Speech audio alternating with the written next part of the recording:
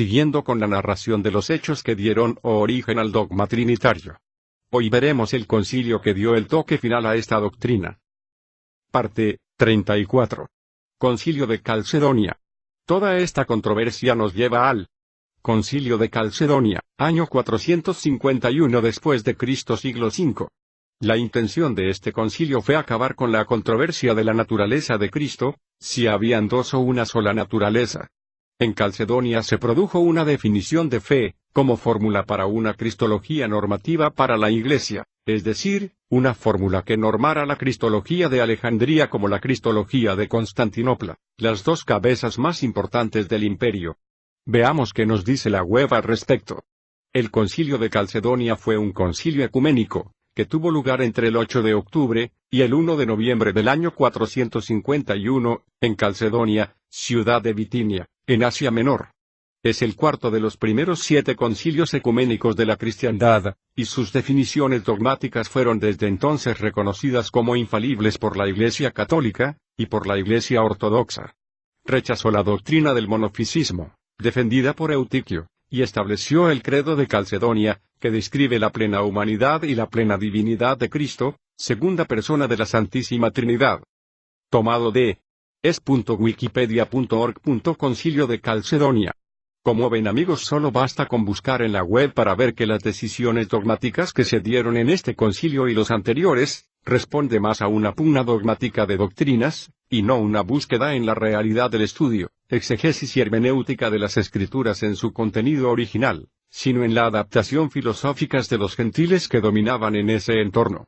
En ella nunca fue tomada ninguna interpretación de la divinidad bajo la óptica hebraica, ya que era denigrante y molesta. Su idea apologista era la división total en lo hebraico y lo cristiano. Jamás una cosa se debía parecer a la otra, lo que lograron en un 100%.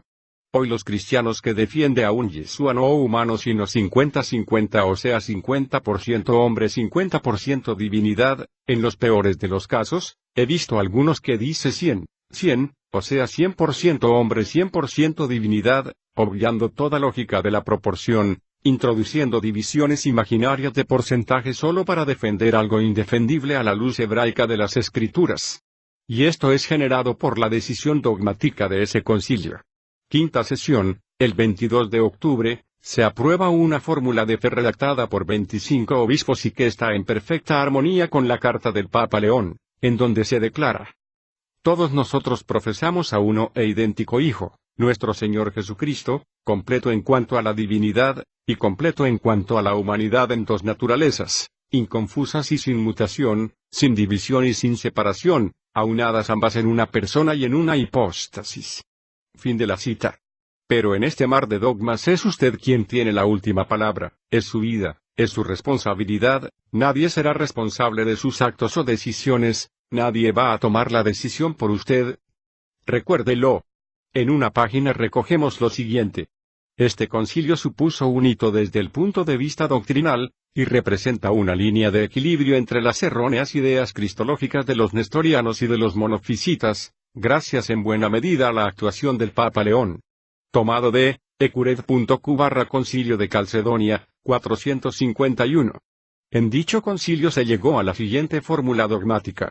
Siguiendo la opinión de los santos padres, nosotros todos, a una voz, afirmamos que debe ser confesados que nuestro Señor Jesucristo es uno y el mismo Dios, el mismo perfecto en su deidad, el mismo perfecto en su humanidad, verdadero Dios y verdadero hombre, el mismo consistente de un alma racional y un cuerpo, de una misma sustancia, cosustancial, homoousios, con el Padre con respecto a su deidad de una misma sustancia, cosustancial, homoousios, con nosotros en cuanto a su humanidad, en todas las cosas semejante a nosotros, excepto solamente en el pecado, engendrado del Padre antes de las edades en cuanto a su deidad y en los últimos días, el mismo, engendrado, por nosotros y por nuestra salvación, de la Virgen María, Madre de Dios en cuanto a su humanidad.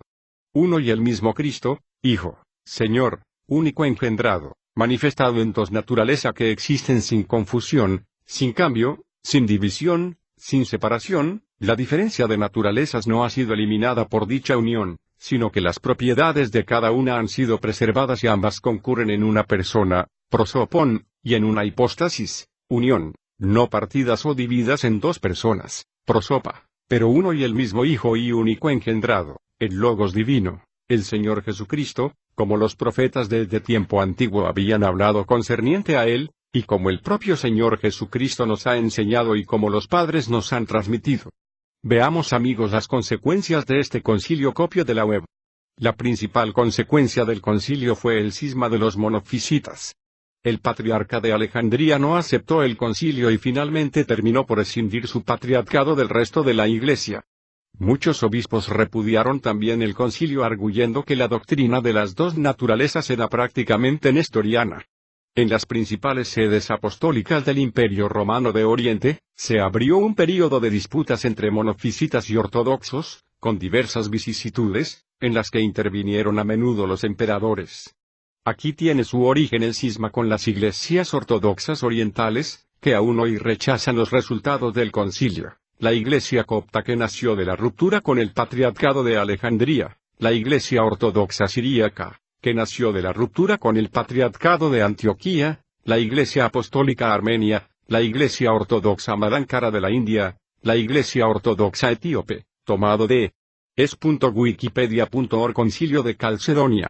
Ahora bien, hágase una pregunta, con toda sinceridad y objetividad. ¿Cuántos cristianos hoy en día, a pesar de contar con todos los medios tecnológicos de información, saben esto? La gran mayoría ni sabe qué es un concilio, y mucho menos cuáles fueron y qué decisiones se tomaron. Señores, es la realidad y muchos saben que no miento. ¿Y por qué esto es así? Quizás apatía o solo creer por creer, o seguir a la manada que es la mayoría, por tradiciones de mi familia. Eso fue lo que recibí y no estoy interesado en nada más, ya que no es importante y no produce dinero, o ninguna de las anteriores. Esa respuesta solo la tiene usted. A partir de esta fórmula de Calcedonia siguieron las controversias, la cristología de Oriente que hablaba que María era la madre de Jesús y no de Dios, no aceptaba que se dijera en el credo, María Madre de Dios, aun cuando se aclarara la humanidad de Jesús. Entonces, mis hermanos, nos encontramos que, desde el concilio de Jerusalén en Hechos 15, hasta el concilio de Calcedonia el camino andado fue sumamente largo. La iglesia no era la misma, su enseñanza no era la misma. Las promesas originales o el mal llamado evangelio, que fue predicado en un entorno hebreo, había traspasado los límites geográficos de Israel y del judaísmo y se encontraba ahora en un suelo totalmente extraño. La filosofía, las religiones de misterio, las diferentes interpretaciones filosóficas dadas a enseñanzas judías, habían dado a luz una doctrina que tenía más la intención de satisfacer la intelectualidad de una generación, que el compromiso de dar a conocer el verdadero significado de la palabra de Hashem. Nos hacernos una pregunta. ¿Es la doctrina de la Trinidad la posición de todos los creyentes y teólogos cristianos? La mayoría de los cristianos piensan que la doctrina de la Trinidad es el denominador común de todos los teólogos, pero no es así. No siempre se creyó en dicha doctrina. ¿Por qué? Porque no siempre existió. Nos hacemos otra pregunta. ¿Por qué demoró tanto tiempo en ser establecida dicha doctrina, si fue una verdad siempre creída por los apóstoles? Nos hacemos otra pregunta. ¿Por qué la Iglesia demoró tanto en llegar a una definición, si esto fue creído siempre? Muchos teólogos, como también nosotros, nos preguntamos hoy en día, ¿cómo, después de durar 400 años de discusión, y establecer dicha doctrina, se continúa hoy en día discutiendo dicho tema? En el próximo episodio, si el Eterno lo permite, seguiremos con parte 35. Hombres que rechazaron, o defendieron la doctrina de la Trinidad. Saludos a todos. Salom. Elisha ben Medahim.